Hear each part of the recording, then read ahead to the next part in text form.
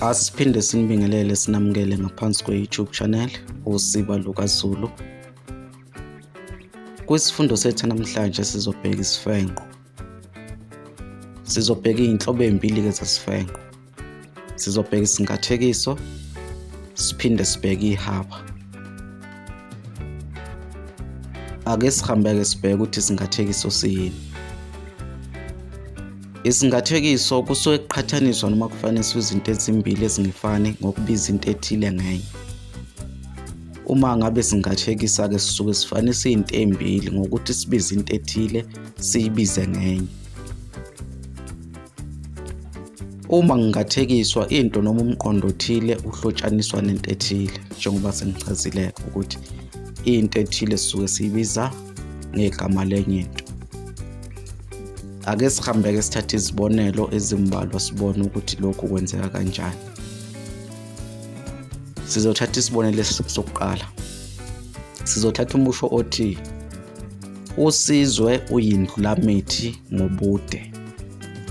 Siyabona ke kuleya musho ukuthi sithathe usizwe okuwumuntu sambiza ngendlulamithi noma sathi uyindlulamithi.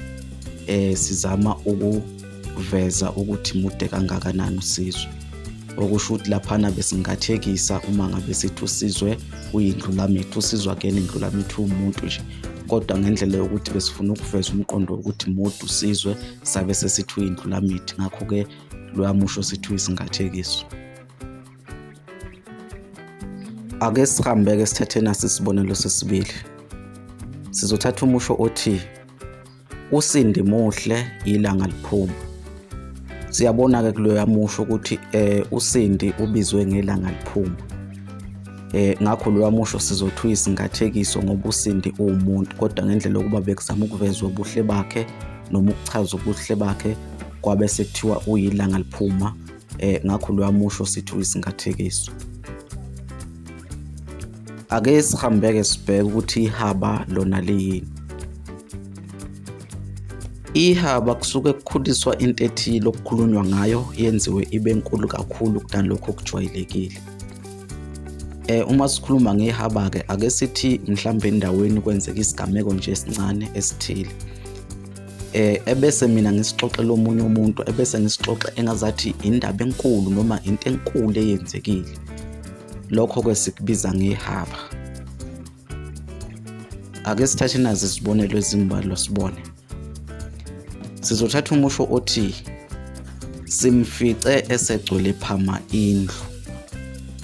Siyabona ke kuloya musho ukuthi kwenziwe ihaba ngoba siyazi ukuthi umuntu angeke egcwale indlu noma ngathiwa mkhulu kangakanani noma ngathiwa isidudla kangakanani, kodwa angeke egcwale indlu. Okusho ukuthi loya musho uyihaba. Ake sithathe nasi isibonelo sesibili. Sizothatha umusho othi uthuke wakhipha izimbokodokazi zamehlo. Siyabona ke kuloya musho ukuthi lo muntu okukhulunywa ngayo ukuthi uthukile bathi amehlo akhe alingana nezimbokodo. Siyazi ukuthi noma amehlo engathiwa makhulu kangakanani kodwa ngeke lingane nembokodo. Ngakho loya musho kwenziwe ihaba. Umbukiso wethu namhlanje sizobamba khona lapha. Asiphinde sikunxenxe ukuthi usubscribe ngaphansi kwe-YouTube channel. Usho ukuphala kwakho lapha kuma-comment, uphinde ulike nevideo yethu namhlanje. Kuze kube ngokuzayo siyavalelisa.